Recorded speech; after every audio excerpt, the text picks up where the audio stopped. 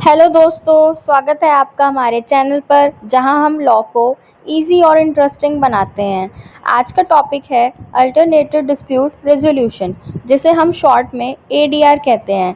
आप सबको पता है हमारे इंडियन कोर्ट्स में हर साल लाख नहीं करोड़ ऑफ केसेस पेंडिंग होते हैं। Civil cases, criminal cases, commercial disputes, list ख़त्म ही नहीं होती। एक आम आदमी अगर अपना केस फाइल करता है तो कभी कभी उसे 10-15 साल तक वेट करना पड़ता है फाइनल जजमेंट के लिए। इसी प्रॉब्लम का सॉल्यूशन है एडीआर, कोर्ट के बाहर डिस्प्यूट रिजॉल्व करना और जल्दी, एफिशिएंटली और लेस एक्सपेंसिव वे में। एडीआर का नॉलेज आपको एग्जाम्स के लिए ही नहीं बल्कि प्रैक्टिकल लाइफ में भी बहुत काम आएगा। तो चलिए शुरू करते हैं एडीआर के बारे में डिटेल्स डिस्कशन। ओके, आप सभी अपनी नोटबुक्स एंड बैरेक्स ओपन कर लीजिए। And this video is helpful for CCSU, Delhi university, Punjab university. Okay, तो बात करते हैं हम एडीआर क्या है। तो अल्टरनेटिव डिस्प्यूट रेजोल्यूशन का मतलब ही है कि हम कोर्ट के ट्रेडिशनल प्रोसीजर के अलावा एक अल्टरनेटिव तरीका चूज़ करते हैं डिस्प्यूट सॉल्व करने का। यहाँ पर एक न्यूट्रल थर्ड पार्टी हो सकती है या पार्टीज़ खुद मिलकर सॉल्यूशन निकाल सकती हैं। बहुत लोग सोचते हैं कि एडीआर का मतलब सिर्फ आर्बिट्रेशन होता है, लेकिन ऐसा नहीं है। आर्बिट्रेशन, मीडिएशन, कंसिलिएशन, नेगोशिएशन और लोक अदालत, ये सब एडीआर के अलग अलग फॉर्म्स हैं। इंडिया में एडीआर का मेन लॉ है आर्बिट्रेशन एंड कंसिलिएशन एक्ट 1996। ये एक्ट यूनिसिट्रल मॉडल लॉ के बेसिस पर बनाया गया है, जो एक इंटरनेशनल मॉडल है आर्बिट्रेशन और कंसिलिएशन के लिए।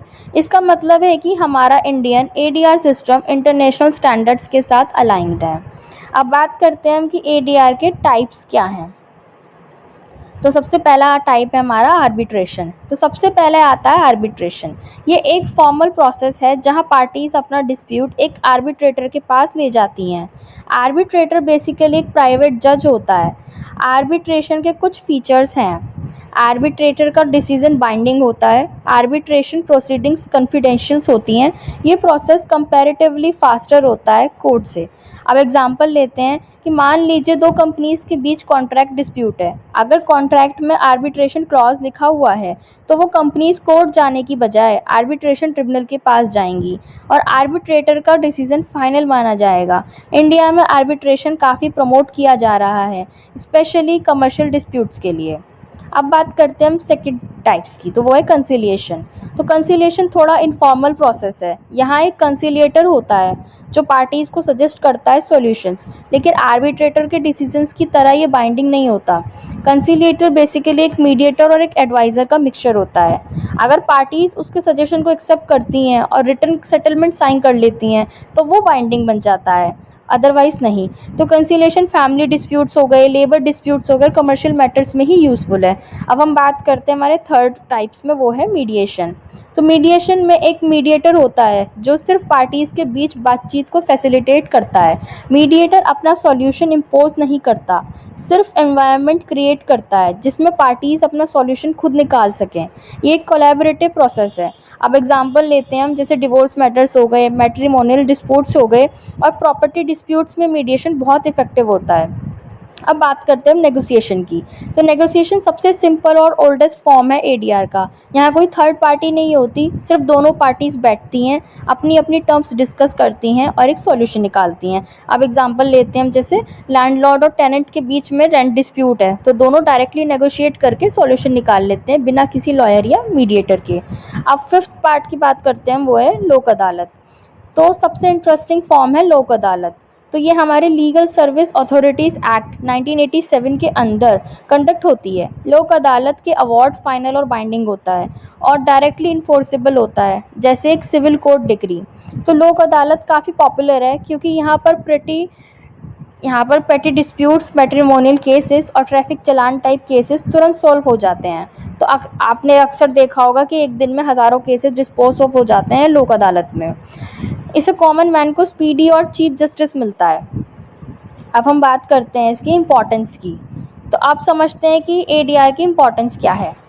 तो इसके एडवांटेजेस हैं एंड डिसएडवांटेजेस भी हैं। तो एडवांटेजेस क्या हैं, हम पहले वो देखते हैं। सबसे पहला एडवांटेजेस को स्पीडी जस्टिस। तो कोर्ट में 10 साल लगते हैं, एडीआर में कभी कभी 6 से 12 मंथ में मैटर सॉल्व हो जाता है। कॉस्ट इफ़ेक्टिव है ये, क्योंकि court fees, advocate fees, adjournment की कॉस्ट यहाँ नहीं लगती है। कॉन्फिडेंशियलिटी है, यानी कि इसे सिक्योर करा जाता है, किसी को भी बताया नहीं जाता है। तो स्पेशली कमर्शियल डिस्प्यूट्स में तो कॉन्फिडेंशियल रखते हैं इन्फॉर्मेशंस को।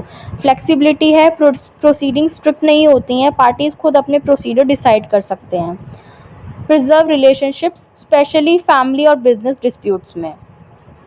अब इसके डिसएडवांटेज देखते हैं। हर केस एडीआर के लिए सूटेबल नहीं होता। क्रिमिनल ऑफेंसेस या सीरियस मैटर्स कोर्ट में ही जाएंगे। कभी कभी आर्बिट्रेटर बियास का इशू आता है। अब और मीडिएशन और कंसिलिएशन में अगर पार्टीज कोऑपरेट ना करें तो प्रोसेस फेल भी हो जाता है। अब हम बात करते हैं इसके लैंडमार्क के केस की, जो कि एडीआर से बहुत ज़्यादा इंपॉर्टेंट केसेस हैं, रिलेटेड है, और ये एग्जाम्स में लिखने के लिए ज़रूरी होते हैं। तो first case is Guru Nanak foundation versus Ratan Singh 1981। तो सुप्रीम कोर्ट ने कहा कि आर्बिट्रेशन का मेन पर्पस है स्पीडी जस्टिस। ठीक है। दूसरा केस है हमारा Salem advocate bar association versus union of India 2003। तो इस केस में सुप्रीम कोर्ट ने मीडिएशन और कंसिलिएशन को प्रमोट करने पर जोर दिया। Third case is Afcons infrastructure versus Cherian Varkey 2010। यहाँ एससी ने क्लियर गाइडेंस दी थी कि कौन से सिविल केसेस मीडिएशन के लिए सुटेबल हैं। तो MC Mehta versus union of India, तो ये लैंडमार्क केसेस हैं सारे, जिसमें बताया गया है कि एनवायरमेंटल डिस्प्यूट्स में भी कोर्ट ने एडीआर को रिकमेंड कर रखा है। तो ये केसेस लिखने से आपके आंसर्स में वेट बढ़ जाएगा। ओके, अब हम बात करते हैं कंक्लूजन की हमारी। तो दोस्तों, एडीआर एक ऐसा मैकेनिज़्म है जो हमारे ट्रेडिशनल लिटिगेशन का बर्डन कम करता है। स्पीड, कॉस्ट और एक्सेसिबिलिटी, ये तीन चीज़ें एडीआर को फ्यूचर बनाती हैं। एज अ लॉ स्टूडेंट आपको एडीआर के थ्योरी के साथ साथ प्रैक्टिकल एप्लीकेशन भी समझना है। एग्ज़ाम के लिए आपको डेफिनेशन, टाइप्स, एडवांटेजेस, डिसएडवांटेजेस और केस लॉस याद होने चाहिए।